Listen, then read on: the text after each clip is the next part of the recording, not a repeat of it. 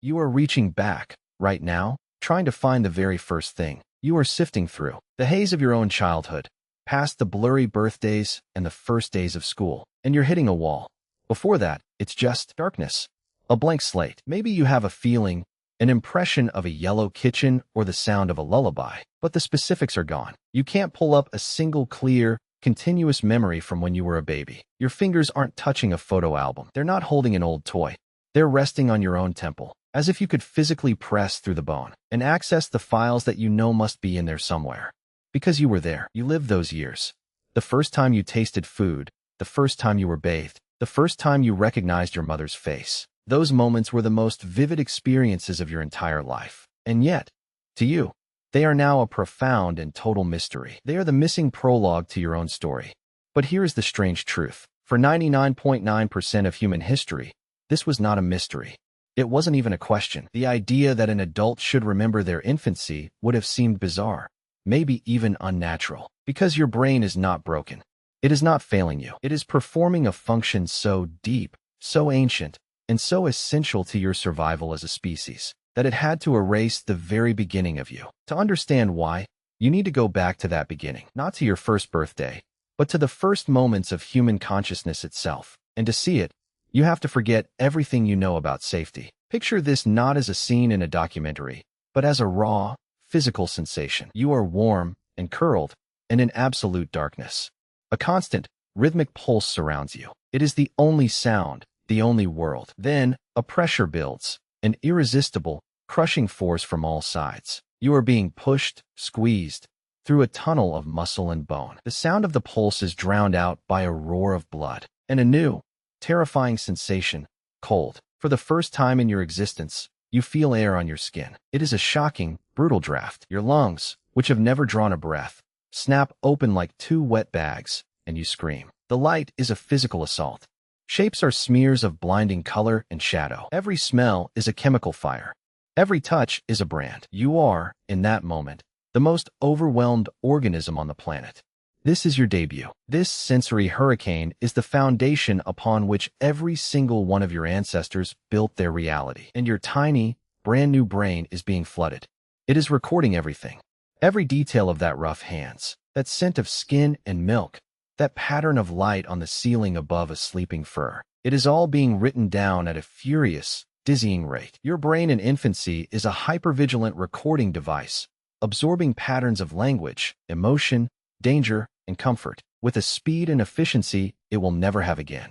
So the memory is there. It is being formed. The problem is not creation. It is curation. Now rewind.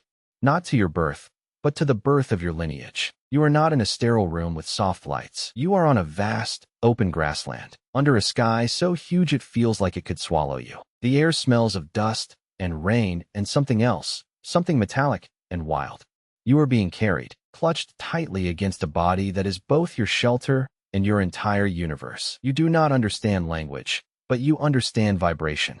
You understand the quickening heartbeat against your cheek. You understand the sudden stiffening of the arms that hold you, and the sharp intake of breath above your head. Your eyes, which can barely focus, see a shape move at the edge of the clearing.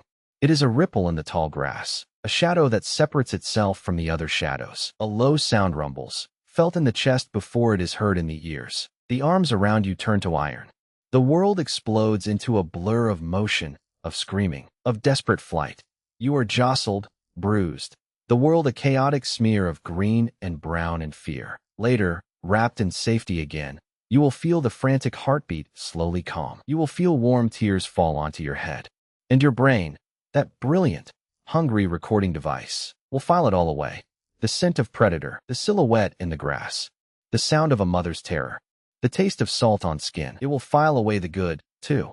The exact tone of a hum that means sleep is coming. The specific way sunlight dapples through the leaves of a certain tree. That means a safe place to rest. The facial expression that means food is coming. And the one that means a stranger is approaching. Your infant brain is not making memories to reminisce about later. It is building a survival manual. Its one and only job is to identify the patterns that keep you alive. This is safe. That will kill you. And for nearly 200,000 years, this was the only curriculum. There was no luxury of autobiographical filing of this. is the funny thing that happened to me on a Tuesday. Every data point was coded for its life or death utility. The feeling of hunger paired with the sight of a specific berry bush. The sound of a river paired with the arrival of thirst. The smell of a coming storm paired with the need for shelter. And this is where we find the core of the mystery. Your brain had a monumental task. It had to take this tsunami of raw, hyper-detailed survival data from your infancy, a period where you were helpless, where every pattern was new and critical, and integrate it into a functioning adult mind. An adult mind that couldn't afford to be constantly bombarded with the overwhelming, visceral intensity of its own first experiences. Think of it like this. To build a skyscraper, you need incredibly detailed blueprints. The engineers obsess over every beam, every weld, every stress point. But once the building is complete and people are living and working inside it, you don't leave those massive, complex blueprints spread out on the lobby floor. You archive them. You put them in a basement vault because the people walking the halls don't need to see the math for the foundation to benefit from its strength. The building is the memory of the blueprint. Your childhood amnesia is that archiving process. It is not a deletion. It is a profound and necessary transformation. Your brain is taking the explicit, picture-perfect memories of your infancy and dissolving them down into their core components: instinct, intuition, and knowledge. That visceral, terrifying memory of the predator in the grass. It becomes a hair-trigger sense of unease. When you see a certain kind of movement in the bushes, the memory of your mother's specific, comforting hum becomes the deep, neurological template for what calm and safety feel like. The 10,000 times you heard the sounds of your native language are not stored as 10,000 memories. They are compiled into the unconscious grammar of your speech. Your brain is trading the story for the skill. It is sacrificing your ability to recall the event so that you can embody its lesson without a moment's thought. This is the trade-off that allowed your ancestors to move beyond pure, reactive instinct and into the realm of rapid, complex learning. A baby who remembered every single lion attack as a vivid, replayable trauma might be paralyzed by fear. But an adult who has a subliminal, hardwired library of lion-shaped shadows equal imminent death can act and survive in a fraction of a second. So the mechanism is clear, but it raises a deeper, weirder question. Why does this archiving happen on such a specific and universal timeline? Why do almost all of us hit that wall of forgetting around the same age, between 3 and 4 years old? It's as if there's a neurological clock ticking down, and when it hits 0, the vault door swings shut. For a long time, scientists thought it was simply a matter of hardware, that the brain's memory center, the hippocampus, just wasn't fully online yet. But that theory collapsed. We now know the infant hippocampus is not just active, it's a fire hose of activity, forming new memories at a rate that puts the adult brain to shame. The hardware is working overtime. The real answer is far more subtle, and it has to do with the very architecture of the self. The thing that is being constructed in those first years isn't just a database of survival patterns. It's the narrator, and what scientists discovered about how that narrator is built and why it requires the destruction of your earliest memories changes everything you think you know about your own mind. The construction site is your own mind, and the noise is unbearable. For your first few years of life, your brain is not a quiet library. It is a roaring factory operating at a metabolic rate that will never be matched again. It is growing, wiring, and rewiring itself at a staggering pace, forming over 1 million new neural connections every single second. In the middle of this cacophony, a specific project is underway. It's not the laying down of memories. That's happening everywhere, all at once. It's the construction of a dedicated tool for retrieving them. A tool we call autobiographical memory. Autobiographical memory isn't just remembering what happened. It's remembering that it happened to you. It is the internal narrator that can place you at the center of a scene, complete with a sense of time, place, and a continuous thread of self. This narrator doesn't exist at birth. You have to build it from scratch, and the building material is language. Here is the counterintuitive twist. Language isn't just a way to describe your experiences. It is the very scaffold upon which your conscious, storable sense of self is built. Before you have words, your experiences are recorded as pure, raw sensation, emotion, image, sound, smell. These are powerful, but they are like individual pieces of film with no projector. They exist in isolation. Your first words change everything. When you learn that the warm, soft presence that feeds you is called mama, you aren't just labeling something.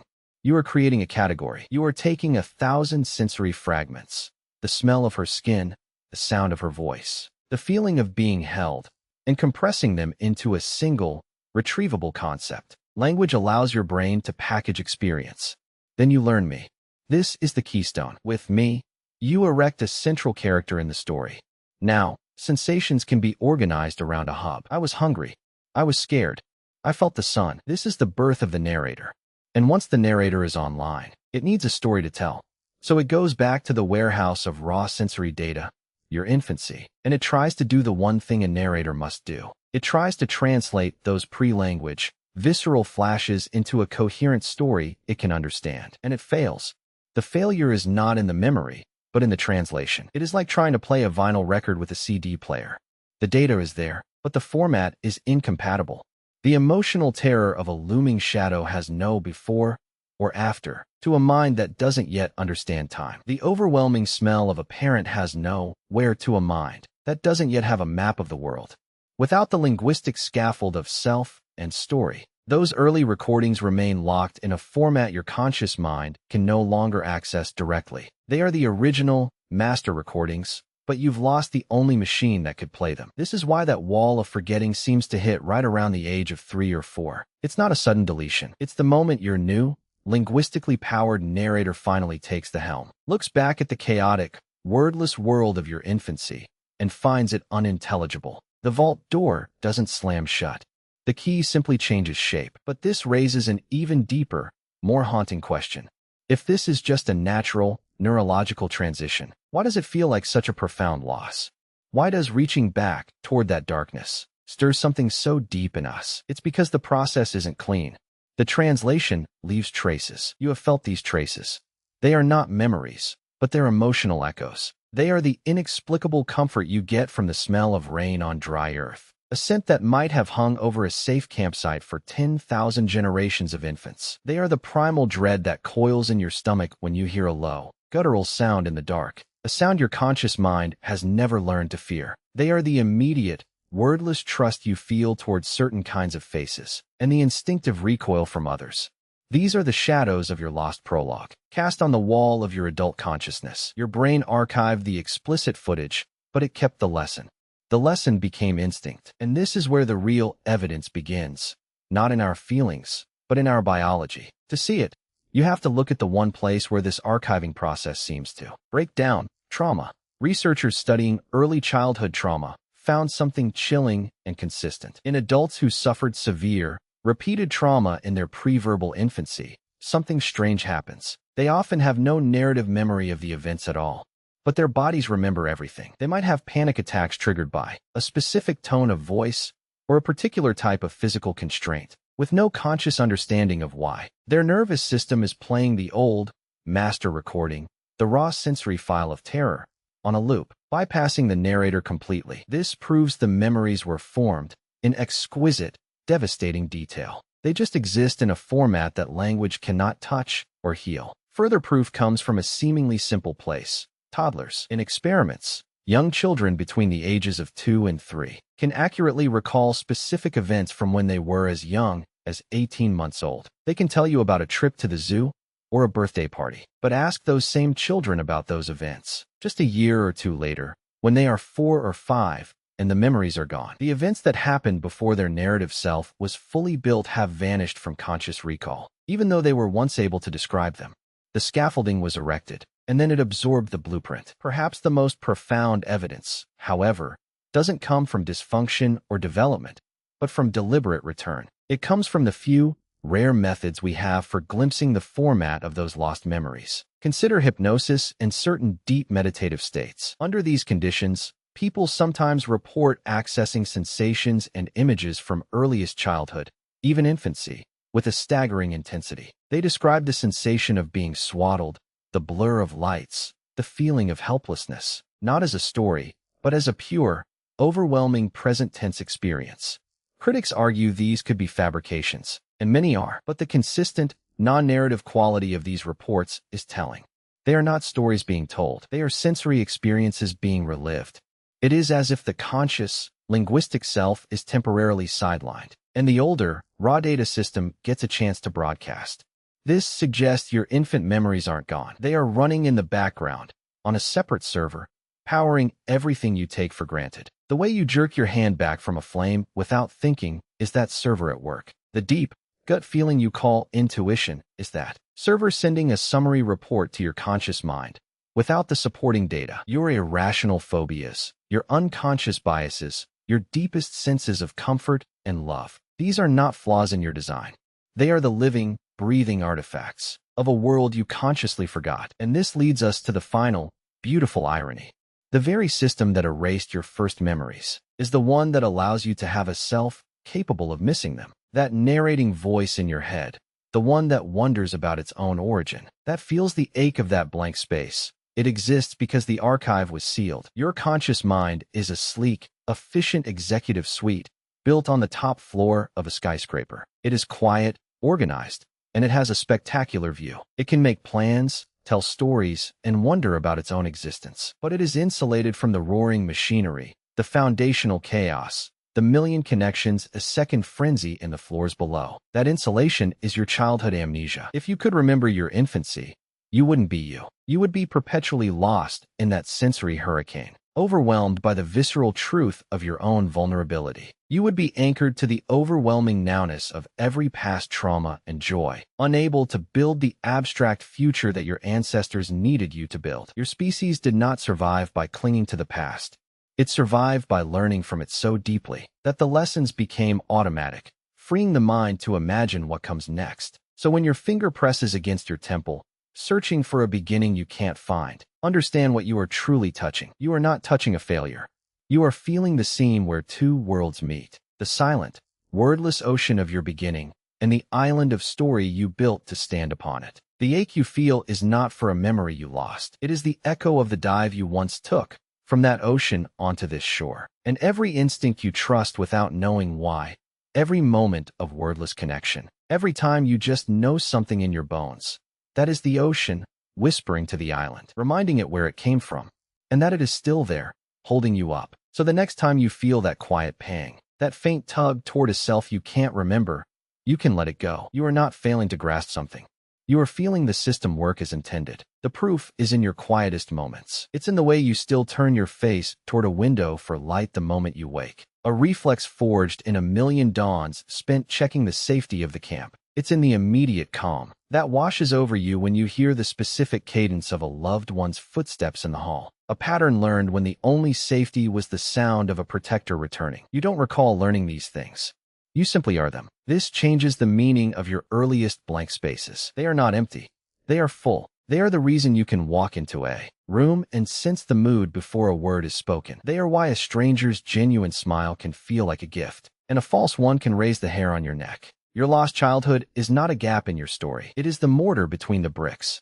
It is the unconscious grammar of your being, which means that ache you feel, pressing on your temple, is not a search for a memory. It's a recognition. It's your conscious mind, the storyteller, brushing up against the silent, vast library that built it. The library doesn't speak in words. It speaks in certainty, in the knowing that arrives before thought. So you can stop searching for the first page. You are not a book that starts with chapter 1. You are a living language, and your infancy was the alphabet. You will never recite the alphabet again, but every word you speak is made from it. Your past is not a thing you remember. It is a way you move through the world, a deep, wordless trust in patterns you mastered before you knew you were learning. You put your hand down from your temple. You don't need to press anymore. The beginning you're looking for isn't locked away inside your head. It's in the way you're sitting here, alive, understanding this.